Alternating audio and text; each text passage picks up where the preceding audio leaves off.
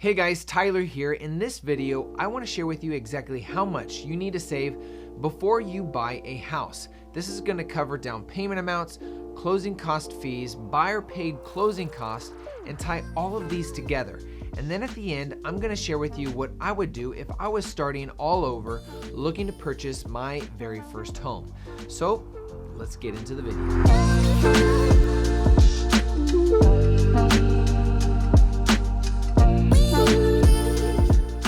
Okay guys, so let's start off with down payment amounts. Now this is going to vary based on the type of loan that you're going to get. Or if you're a first-time home buyer, you may also qualify for first-time home buyer assistance.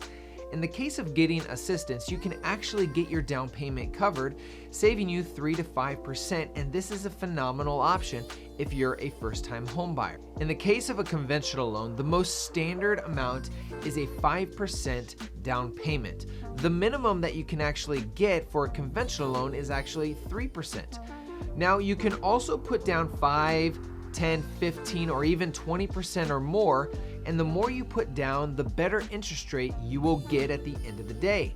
Now, if you want to learn more about conventional loans, check out this video right here where I go into details about all things conventional loans. For an FHA loan, you are required to put down 3.5%. And if you want more information about FHA loans, check out this video here where I talk about all the ins and outs of the Federal Housing Administration that I did in another video. Now for a VA loan, they don't require any down payment period, but you only can qualify for a VA loan if you are in the military or have been in the past. Now all of these are assuming that you're going to occupy and make the home you purchase your primary residence. If you don't, you can expect to put down anywhere from 20 to 25% of the purchase price. So for most of you, you're probably looking at anywhere from 3 to 5% of the purchase price for a down payment. Now let's figure out what your closing costs would be. Closing cost, in short, is the cost of working with banks and title companies to facilitate the closing of your home. And on top of that, there is prepaid closing cost. These are funds that will be placed in an escrow account to pay for things like homeowners insurance and property taxes. If you add both of these together, you're going to have anywhere from 3 to 4% in fees that you're going to have to cover based off the purchase price. Now, I could get into all of the details, go line by line over everything that you need to know, and I've done that in other videos. But the best thing for you to do to keep these costs low is to shop around for lenders and insurance companies. For lenders, you're going to compare 3 things: application fee, origination fee, and underwriting fee. These vary between different companies, and if you want to compare apples to apples, make sure you do this or look at the APR, which combines all of the fees and interest rates and tells you what the true cost of getting a loan is. Now, the lower the APR, the better deal you're going to get at the end of the day. So if we look at what we have so far, it's anywhere from 6 to 9% that you will need to save up for simply purchasing a home. However, that depends on the market conditions. You may need a little more to be able to get a home and compete against other buyers, or maybe be able to get away with not putting as much down. A very popular term with buyers is buyer paid closing cost, which is where the seller covers some of your closing costs. If you were going to do this for a conventional loan, you can actually only ask up to 3% of the purchase price to be covered by the seller, reducing the amount that you'll have to bring to the table. Now, if you're doing this with an FHA loan, you can ask up to 6% to be covered by the seller. However, in some market conditions, you might not be able to ask for any closing cost. In a seller's market where homes are selling very quickly, it is very hard to convince sellers to cover buyer closing costs because honestly, they don't have to. If you're asking a seller to cover costs, they could probably just wait another day and get a buyer that won't ask for closing costs altogether. Or maybe there's a bidding war, and if that happens, sellers will never pay closing costs, and there's a good chance the buyer is going to pay some of the seller's closing costs in a bidding war. This just happened to me this past week where I was listing a house and I had 2 offers.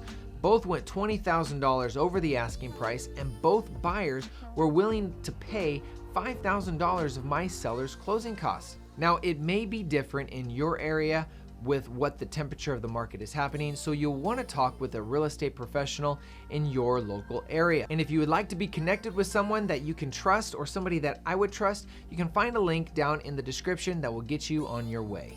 Now, just a side note here, having an extra 1 to 2% is probably a good idea for multiple reasons. If you do end up in a bidding war, you could use some of these extra funds that will help you win the deal by covering some of the closing costs if necessary. Or if you're buying a home that will need some renovations, you now have funds available to spruce up the place.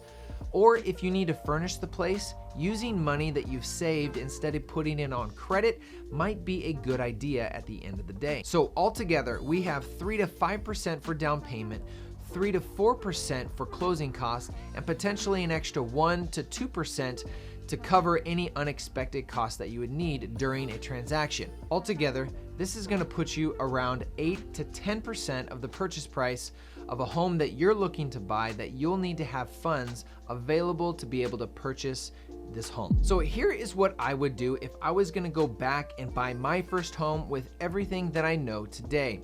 I would look for a conventional loan, and if I could get a 3% down payment, great. If not, I would still go with a 5% conventional loan. I would then compare the APR of a few different banks to get the lowest interest rate, which in turn would give me the lowest fees that I would be paying when it comes to buying a home.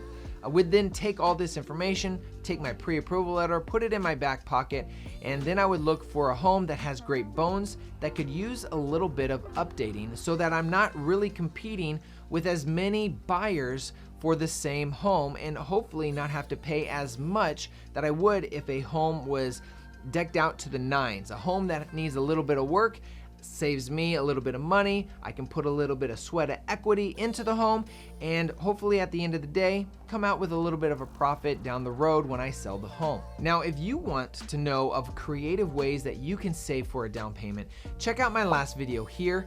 Or if you want to get connected with a local real estate professional, I have a link down in the description for you. And thanks guys for watching. I love you all. Please hit that subscribe button and notification bell if you like videos like this, and I look forward to seeing you in the next video.